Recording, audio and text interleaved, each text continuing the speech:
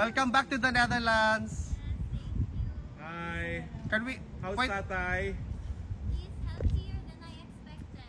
Healthier than you expected, huh? Healthier than I expected. Oh, Ayun, apple of his as eyes. usual, he sends his warm regards to everyone, to the supporters for, of course, the unwavering love and support. Yes.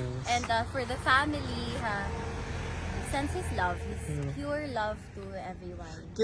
Meron ba siyang kanang did you hear about the situation that he was rushed to the hospital? Yes, but he is okay. It's just the, his routine checkups. Routine.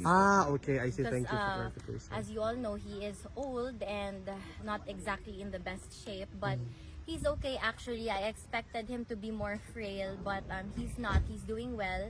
He's even better as compared to the first few weeks inside. Okay. He sounded more lively, more Yes. sharp, and ayun. How did he feel na he didn't have any family visit for 2 weeks? He was looking for my mother for so many times, and I had to explain to him the situation, and he understood, of course. But ayun, he was constantly reminding me to do something about it, and I reassured him that we're doing our best. But as of now, I'll be the one who will be visiting him inside. Yes. We're having a prayer rally for Tatay Digong tonight. I hope you can join us. Yes, I will. Yeah. Ano lang kasi I'm busy with my studies Yes, also. So okay. let me just finish everything and I will be there tonight. I cannot promise that I'll be early, but Sure. I will try, of course, to We'll be there. pass by. Yes. Kit, last question lang talaga. What's the biggest difference from the last time you visited him and right now? I'll be honest with you, not much. I was so worried when I was in the Philippines. I was so worried that when I've been asking my siblings and the lawyers, can you tell me what to expect? Should I expect a thinner dada, a thinner papa? They kept reassuring me na he's doing good, there's no difference. And when I saw him inside, ayun nga, they were right. The only difference is he now has a long beard. It's color white, okay. and he does have white colored eyebrows now.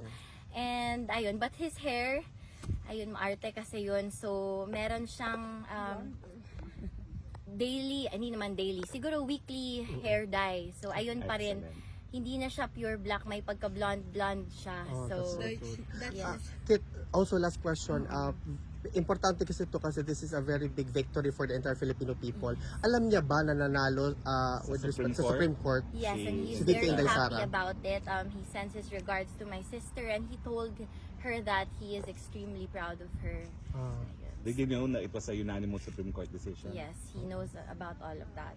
And he also knows na, ayun, continuous pa rin yung rotation of visits namin dito, pupunta sila. So, I'm excited siya kasi, You're here. yeah. Exactly. Ako muna, of course, for now, and You look so ayun. beautiful, Kitty, Thank actually. you. I'm sorry guys, you really have to go. One more question, very last lang, Kitty. What was the first question na tinanong niya sa'yo when she saw you? When he saw you, sorry. Actually, it wasn't a question. He said, ang laki ko na daw. He did in a way na A woman, lumapad ako, yeah. but I think he Grew taller. thinks that I'm taller now. Maybe it's because of the slippers I'm wearing, but kasi he was wearing flat slippers, so I think this added to my height. But ayun, he was surprised to see me. Sobrang tangkad ko na, almost his height. Kasi ako yung pinakamaliit sa amin, but he was happy to see na I was growing. I mean, I'm not growing anymore, but that's He what knows thought. you're here Yes. 4 times a week for Yes, him. yes.